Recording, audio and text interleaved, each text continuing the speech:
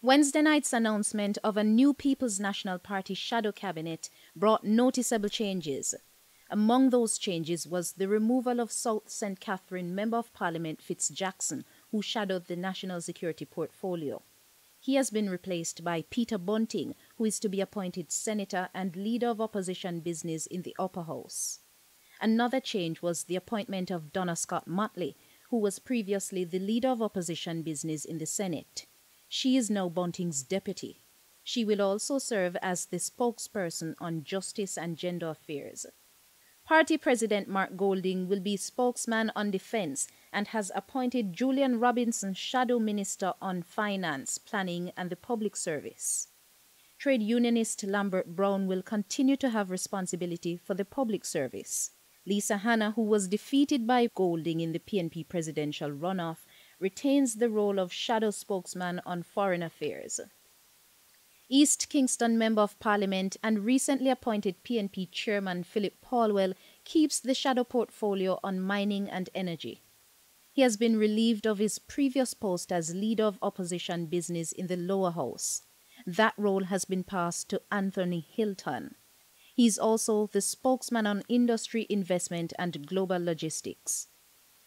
Dr. Angela Brown-Burke will now take up the role of Deputy Opposition Leader in the Lower House while retaining the role of Opposition Spokesman on Education. Senator Janice Allen will continue to shadow the tourism portfolio, Dr. Maurice Guy, Health and Wellness, Senator Damian Crawford, Culture and Entertainment, and Michael Phillips, Housing, Transport and Works. Additionally, Denise Daly will continue to be spokesperson on local government and community development, and Senator Sophia Fraser-Binns, Land. Among the newcomers to the shadow cabinet are Hugh Graham, who is now spokesman on commerce, science and technology, and Lothian Cousins is now the new opposition spokesman on water and agriculture. Dr. Floyd Morris will oversee the shadow portfolio on labor and social security. Senator Gabriella Morris has also been included among the opposition spokespersons. She has been appointed to serve as opposition spokesman on youth and sports. During an interview on Wednesday on Radio Jamaica's Beyond the Headlines, Mr. Golding explained that given the number of members of Parliament, there was not enough persons to choose from.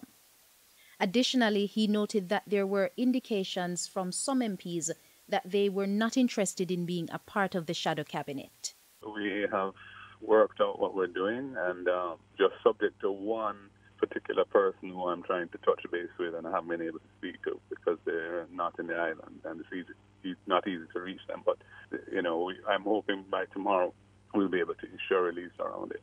Mr. Golding also commented on Peter Bunting serving in the Senate. I can hear a lot of people, yeah man, risers man, there we go again. Tell you no, the Mark was just a front for Bunting. I wish people would get out of that frame of mind. But that must have crossed your mind when you were considering him. Well, why I've considered him is because he is a very experienced person and an excellent parliamentarian.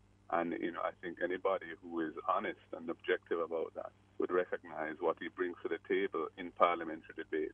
He's prepared, he's courageous, and he's a good thinker. He can think through the issues, and he's able to speak to a fairly wide range of policy issues as well. So, yes, and of course, he's a close associate of mine, and that's a factor. But I think it's really a decision based on merit. Sasha Lee Hamilton, Frontline News.